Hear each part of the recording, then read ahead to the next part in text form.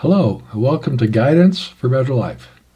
I'm really excited today to have my guest, who's an author of one of my favorite books. The book is My Path to True Love. And she's a hiker, so we put hiking boots on there, beat up ones. But it's a stunning story about how when she grew up, the church she went to, although it was good for a lot of people, it just didn't fit for her, and she had to find her own way. And this isn't against any particular path, but it's so important to find love in life that if you don't find an orthodox path that works, at least find that path that works for you. And I think this book and her story is very inspiring. She's chosen to talk about one of her favorite chapters called Sister Lorraine. So welcome. Hi, Sister Lorraine. Hi, Del. You're not really a sister, but No. that'll make more sense in a while. Thanks for coming in today. You're welcome. I love this book. It's so inspiring, and it's such a beautiful, true story that I think most people can relate to and make it work for them, even though the experiences are slightly different. Mm-hmm. So why did you choose, when I asked you to come in, you chose the second chapter, Mm-hmm. and it's called Sister Lorraine. Yes. Of all the chapters in here, and they're all amazing, why that chapter? Well, that chapter was very special for me to write because it talked about my childhood when I was a young girl and the innate love that I had for God and for Jesus. Okay. And I know it was very strong. yes, it was very strong. And it was sort of what I came into this lifetime with. And you and your brothers and parents would get on your linoleum floor in the kitchen, Every night, your yellowed kneel. floor, and kneel, Mm-hmm. and you had a big poster of Jesus and praying. Yeah. So your love was there, but in that chapter you talk about you also drifted from your path at that time, the path your parents started you on. Right, right. And the reason I titled it Sister Lorraine is because for as long as I can remember when I was young, I wanted to be a nun, a sister. I had 3 aunts that were nuns, Okay. and in the Daughters of the Holy Spirit, that was the order. And I think one of your brothers became he was he was a friar A in the friar? Franciscans. Hmm. okay. And so I had 3 aunts that were nuns, so it was very Okay. close in the family. And I went to Catholic school, and so I was taught by many nuns. Okay.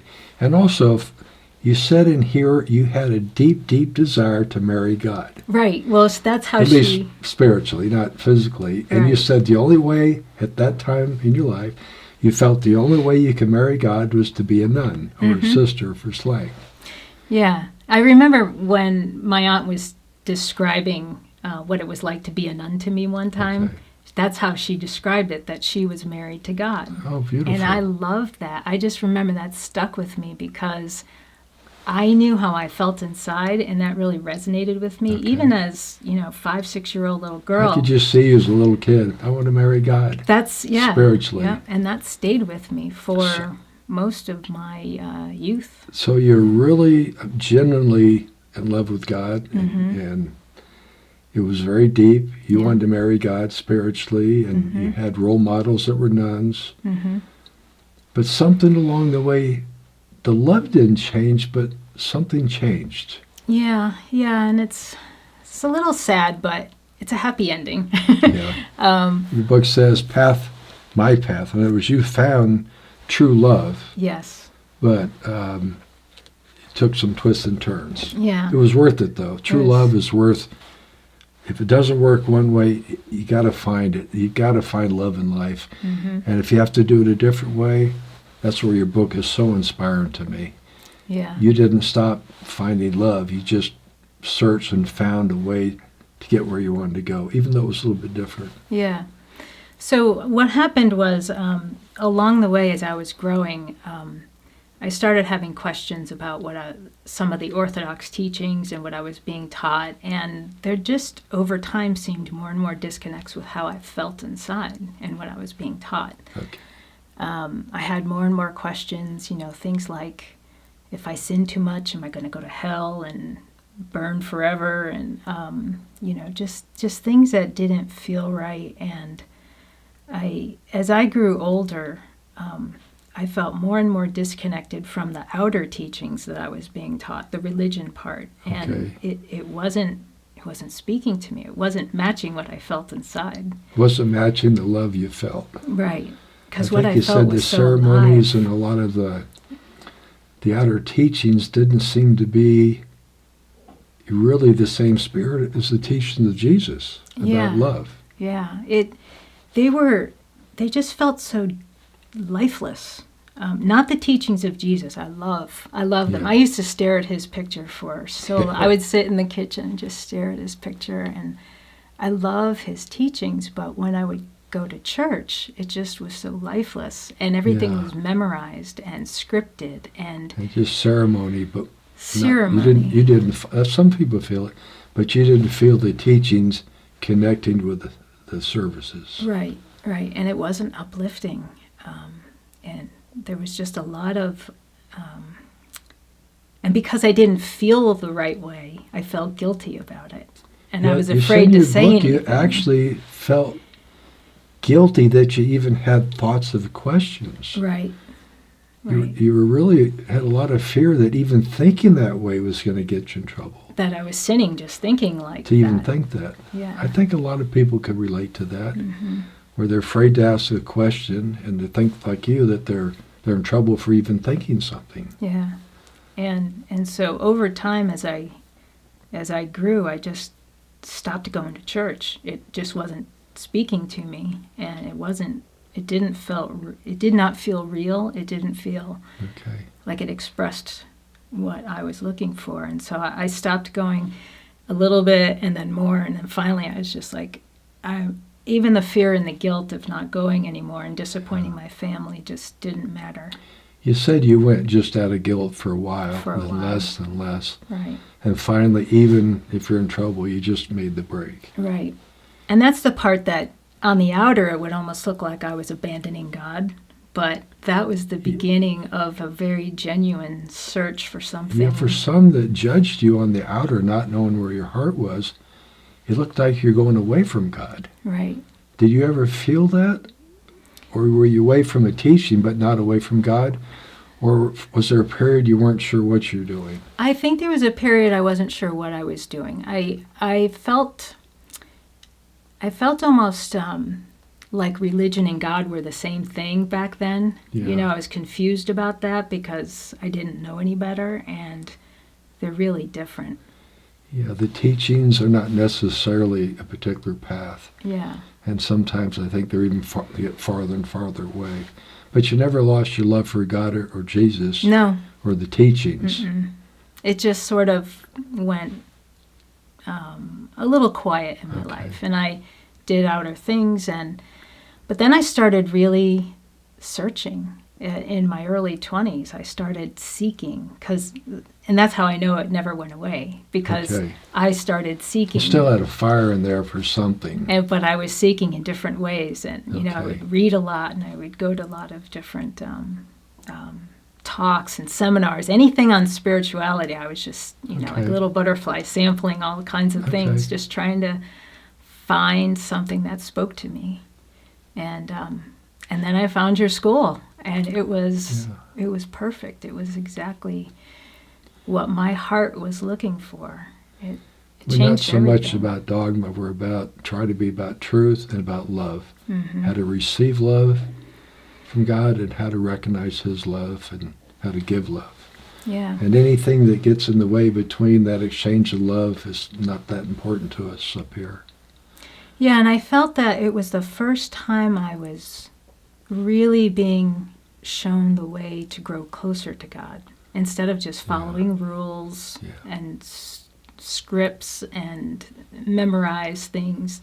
It was alive, and it was fresh, and it was real, but I was being shown how to grow closer to God and That's have our whole purpose, personal connection. to bring you closer to God and not let anything get in the way. Yeah. Which you'd experience a lot of things getting between you and loving God. Yeah, well, that fear and guilt was a biggie. Yeah. It just was a huge... Yeah, for path, I did another show here a while back that if somebody's on a path, and it could be a good path, but if they keep having fear and guilt, to me, fear and guilt puts a wedge between us and God. Mm-hmm. Well, because I'm afraid he's mad at me or something. When he actually loves us. Right. Yeah. And it just isn't helpful. It'd be like a parent wanting his child to be afraid every time they saw the parent. Right. That's probably not the way it is in hopefully most good homes. Hopefully a parent, like the Heavenly Father, loves the child and wants to love back, doesn't want anything in between. Mm-hmm. And if a path creates fear and guilt, it sounds like it actually put a wedge between your love for God and you. Yeah. It took you almost in the opposite direction. Yeah. And I think that my love was so strong that I eventually was guided. It might have looked like a zigzag road. I think you said in your book, The Long Broken Road, like that song, Yeah. The Broken Road to God. But you try things and then you finally found, it says in your book, your path, in other words, my path to true love. Do you feel you've found true love now? I do. Absolutely. I have. Yeah. It's remarkable. It is not anything like the original concept I had of love, the illusions and all of the, Hollywood version of love. But the love that I've experienced and been shown from God's love is just an amazing. If more thing. people could experience that type of love, they'd rewrite the books on what love is. It's so wonderful. Yeah. And do you feel now you have a personal relationship with God I do. where you feel His love? Every moment, every day, every moment, in so many things, so many little things, although they're not little when you know where they're coming from. Yeah. The smallest blessings and the most profound things. Do you feel like He knows you love Him? Oh, Do you have a way to express love to God? I do. Well, the Hugh, the love song to Hugh God, love song. our prayer, but demonstrating it in following His ways. That's the way you demonstrate. The best thing about love is if you demonstrate it. If you don't demonstrate it, you kind of wonder. Or like gratitude, if you demonstrate it. And if you demonstrate your love for God by walking in His ways, which aren't a fear and guilt, they're really totally different. Yeah. But in your own way, walking in His ways, the way He'd like you to live, which isn't anything like the path you were just talking about. It's quite different. You kind of expressing it every day. And then the Hugh song. And Hugh, and loving his children, other souls. Yes. Loving your neighbor. Loving your neighbor. It's right out of the Bible, those two great commandments. So and you also, I know you seek the kingdom daily.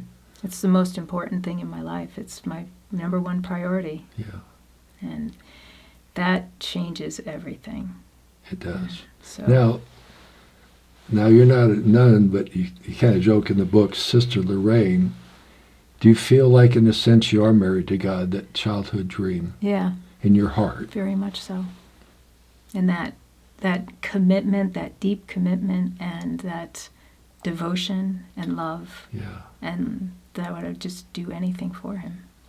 That's Very come beautiful. true. Yeah. And that's why I like this book so much. You said, your path. And I know when we did the book, it's actually Lorraine's book. I was involved in a very small way. So it's on my author page on Amazon. And it's just stunning. You didn't go the normal Orthodox way. You tried that.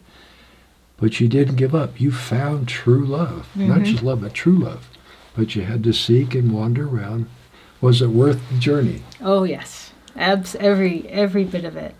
I remember my aunt saying that she was called by God, and that was how she met her calling. And she's a nun. The nun, okay. yeah. And I feel like I've found my calling. God called me, and I've answered the call. God can call a lot of different folks in different ways. So I know you, and you have been called, and you've responded beautifully. So you're not Sister Lorraine, but basically you have a genuine love for God, and He knows you love Him, and you've found a way to recognize it and a way to express it. Yeah. Every day, that communication is the most beautiful thing. Do you feel you still have that fear and guilt about religion and God and the whole package that you had growing up? No, it's gone. Oh.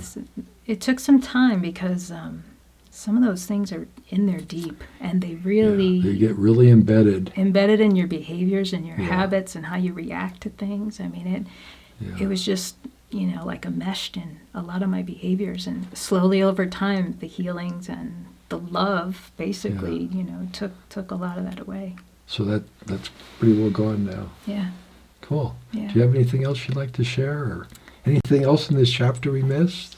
Well, the whole book has been an amazing process to write and to share, and I was going to say a journey. a real journey. As you wrote it over several years, it's really beautiful. And even though your story may be different and some of your childhood experiences, I really feel I'm so glad to be part of this book a little bit, so it'd be on my author page.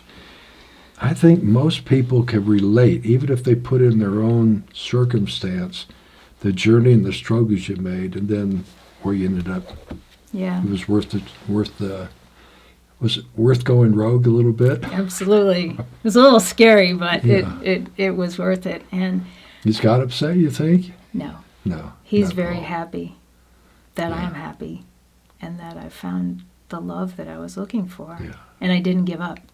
And that's what I would recommend to other people is if you feel that love or a deep desire for something more, that you just know there's more to life, Yeah, keep looking. keep looking, because Keep it is looking. there. It is absolutely there. It may not be what other people Yeah. expect or think, but follow your own You path. ultimately have to do what's right for you. Mm-hmm. And it takes courage. A lot of folks stay in the path just out of social, family did it, their friends do it, and that's fine. Yeah. If it's a social religion, then that's nothing wrong with that. But you were looking for love, God's love. And then love in life in general, not just God's love, but it's spread into all types of love. Yeah, You even love yourself more I do. in a good, healthy, balanced I do. way, which is a wonderful thing. Yeah, that's a big So- difference. And just a general love for life. That's Thank you big. for sharing this. I think this, if people will listen, if you're still here, hopefully, there's a lot of folks out there I've met and taught over the years, over 26 years teaching up here, that have come from a similar background and they've had a hard time leaving, but they didn't feel anything here. It was up here, and they wanted something down here. Mhm. So ultimately, you got to do what's right for you, and that's between you and the Lord. So I hope you check out Lorraine's book. I don't push books on our channel much, but this one, it'll blow you away. It's absolutely amazing, and you'll see what's possible in your life. My path to true love. I didn't say love, but true love. And Lorraine, I've known her for many years, and my family's known her, and the transformation has been just absolutely gorgeous. And she's a hiker, so we had to put hiking boots. On the path, you had to hike on your path. And you were off the beaten path a little bit there for a while. Yeah, that's why they got muddy. So thank you for watching. I hope this is something to think about, and learn to follow your heart. God will be okay with that. Thank you, and I hope this blesses you.